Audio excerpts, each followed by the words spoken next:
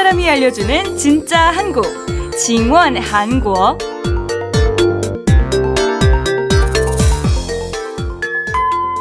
据我所知，韩国和中国有很多相似的节日，可以比较一下两国的所有节日和法定节日吗？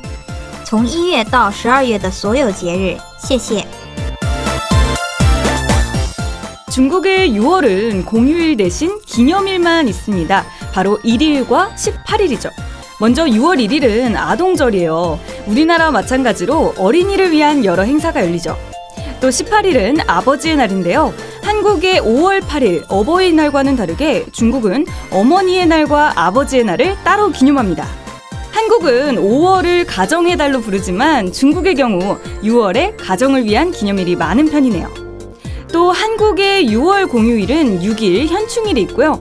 이날은 국가를 위해 희생된 분들을 기억하기 위해 지정된 날입니다. 본격적으로 무더위가 시작되는 7월에는 아쉽지만 두 나라 모두 공휴일과 기념일이 없네요. 대신 한국의 8월에는 공휴일이 있습니다. 바로 15일 광복절인데요. 1945년 우리나라가 일본으로부터 광복된 것을 기념하고 1948년 대한민국 정부 수립을 경축하기 위한 날입니다. 이어 9월과 10월은 무더움이 물러가고 하늘이 높아지는 가을이죠. 풍요의 계절인 만큼 두 나라 모두 넉넉한 공휴일을 자랑하는데요. 두 나라의 가을 공휴일도 비슷한 점이 많네요. 중국의 경우 한 가지 안타까운 점은 올해 국경절과 중추절이 겹쳐 있네요. 중국은 보통 10월 1일부터 약 일주일 동안 국경절 공휴일을 보내게 되는데요. 중국의 5대 명절 중 가장 길게 쉴 수 있는 명절로 1949년 10월 1일 중화인민공화국의 설립을 경축하며 기념하게 된 날입니다.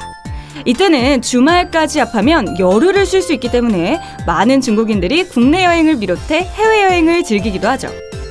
이어 음력 8월 15일 같은 경우는 두 나라 모두 공휴일로 지정돼 있는데요. 중국은 중추절로 가족들이 다 모여서 월병을 먹고 달의 제사나 소원을 빌기도 한다는데 정말 운치 있을 것 같아요. 반면 같은 날 한국에서는 추석이라는 이름의 연휴가 있는데요.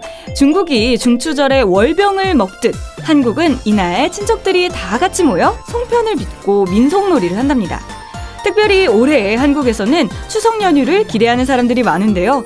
추석 당일 앞뒤로 하루씩 쉬는 일반적인 추석 연휴와는 다르게 올해는 또 다른 공휴일인 10월 3일 개천절과 10월 6일 대체휴일, 한글 창제를 기념하기 위한 10월 9일 한글날, 여기에 정부가 10월 2일을 임시 공휴일로 지정하면서 9월 30일부터 10월 9일까지 열흘간 중국의 국경절에 버금갈 만큼 쉴 수 있게 됐습니다.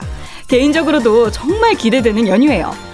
중국은 그 뒤로 공휴일이 더 이상 없고요. 한국의 마지막 공휴일은 12월 25일 크리스마스가 있네요.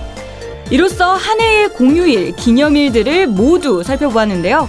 비교해보니 중국은 비교적 공휴일이 긴 반면 한국은 설날과 추석을 제외하면 단 하루만 쉬는 공휴일이 많네요. 또 중국은 전통 명절이 많은 반면에 한국은 근현대와 관련된 기념일이 많은 편이라는 특징이 있고요. 이번 영상을 통해 중국과 한국이 서로 한층 더 이해하게 되는 계기가 됐으면 좋겠습니다. 다음 주 칭원코리아도 유익하고 재미있는 주제로 돌아올게요. 지금까지 여러분이 궁금해하시는 한국에 대한 이야기를 들려드렸는데요. 한국이라는 나라에 대해, 한국 사람에 대해 직접 물어보고 싶은 것들이 있다면 언제든지 코리아TV 웨이보에 메시지를 보내주시거나 직접 아래에 댓글을 남겨주세요. 그럼 다음에 다시 만나요. 那下次再见啦。